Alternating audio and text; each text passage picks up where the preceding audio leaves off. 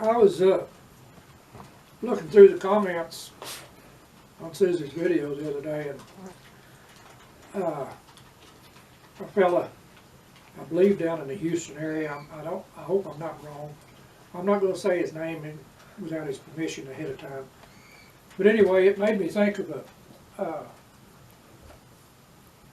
a long time ago. It's probably back in the 1970s. We lived in East Texas for a while because of work. And we had a neighbor. We had horses then, and our kids were just babies. I think the oldest one wasn't even 5. But we had a neighbor that, yeah, he had one or two horses. He had an old donkey too, didn't he? Yeah. And his kids used to pile up on that donkey's back. They'd be underneath his neck, Yeah, hanging they were on. hanging on his neck and ride that donkey everywhere. But anyway, we would go riding from time to time. Wasn't much. We lived kind of outside of Dallas a good ways, but it was still heavily populated. And anyway, we just had, all we could do is ride down the road. There wasn't any public land or open country there. It was all populated. Just ride down the road. And he had a horse he had raised from a colt. I believe it was his mama had died or something, but he raised it. I think he bottle fed it. I might be wrong on that part, but anyway, he raised it from a colt. Really exceptional horse. It was an Appaloosa. Didn't look like an app except for the eyes. Looked more like a quarter horse.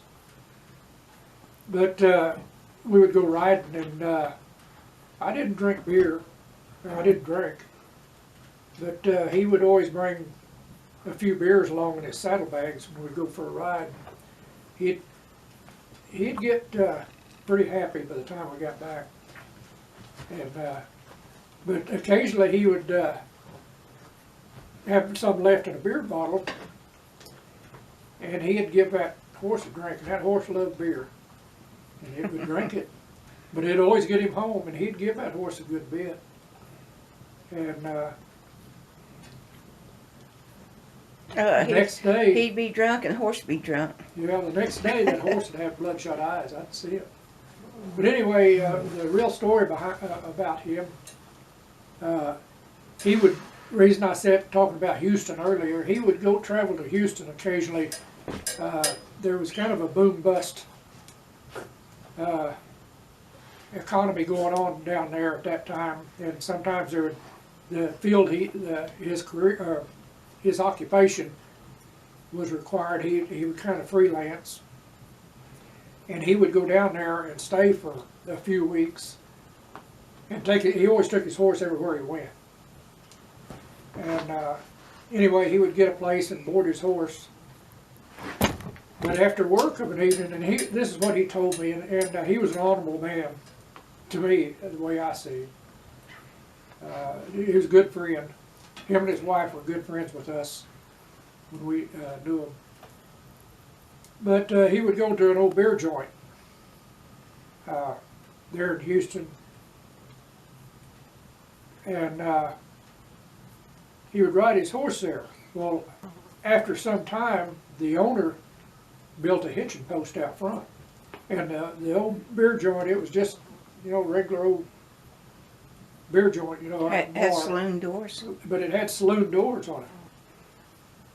And he would tie his horse up out there and go in and have a couple of beers of an evening, and then ride his horse back home, or back to where he lived. He was renting a place. Well, one year he took off to go down there. He hadn't been down there in about a year, but there was a boom in his occupational job. And the pay scale was quite different down there. It was really high, and it probably still is, I don't know. But Houston always had real high wages back then. And so he went to work one evening, I believe it was about the first or second evening that after he got there, he saddled up his horse and rode up to that beer joint, and he was tying him up to the hitching post. And this guy come out on the porch and said, "Get that stinking horse out of here." And that irritated him a little bit. So he untied the horse and got on him, and up the steps he went, across the wood porch, and in through them swinging doors he rode. And he said the horse was doing real good. Just there was people standing everywhere in there, and at the bar and at tables, sitting at tables. But he said they had a strobe light in there on the ceiling, a yellow or a different colored strobe light, and his twirl. And he said, "Boy, when that strobe light hit my horse in the eyes, it just went crazy and started bucking and rearing and jumping." And he said it had changed hands, a new owner, and it was a hippie. And he said them hippies was flying everywhere. And he finally got control of him, turned him around, and took off. And he said he never could go back there no more because they didn't want him. And, but that's the story about Houston that I know. And I'm 99% sure, well, I'd say 100% sure that it's a true story, because he wasn't a teller of tales. He was an honorable person. And I haven't heard from him in years. I hadn't tried to contact him. I don't know. The last we seen of him and his wife, they were, I forget where they moved to. They were still in Texas. But you just lose track of people over the years. I've thought about seeing if maybe he's online somewhere, but really not much into that. I'm not very social.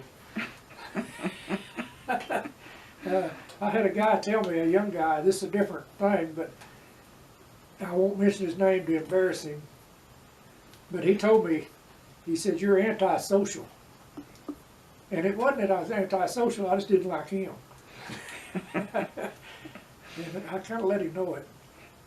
But anyway, that's the story of this fella in Texas that I used to ride with. We didn't ride a lot, because we didn't stay there. We moved farther away from the big city. We just didn't like it, and I had a job waiting for me where we moved to, over in, farther into East Texas, and less crowded. And we had a homestead there.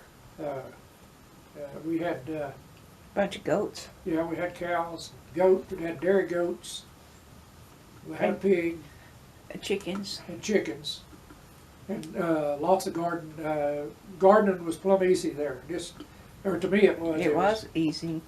Perfect rain conditions, perfect, it has sandy loam soil. The only thing we ever had trouble with, we grew a bunch of peppers. We bought some pepper seed one time and grew probably about a 50 square foot patch of peppers. And when they come up, they were about that big around. And they were just like liquid fire, or like you set on fire. We had a neighbor not far away, and they had, they were from California. They had moved there from California. They had a relative that was staying with them, come to visit for a while. And he come over, we was talking, and he seen those, and he asked me if he could have one. I'm sure. And he ate them like popcorn. They were extremely hot. They were super, super hot. But other than that, we always had, in that part of the country, it was in far east Texas, real good weather. It got cold in the wintertime, but really, I don't think it got as cold as it does out here. It was just in a pocket there. A lot of water everywhere. We had water on our place. We had a stream running across our place, and we had dairy goats.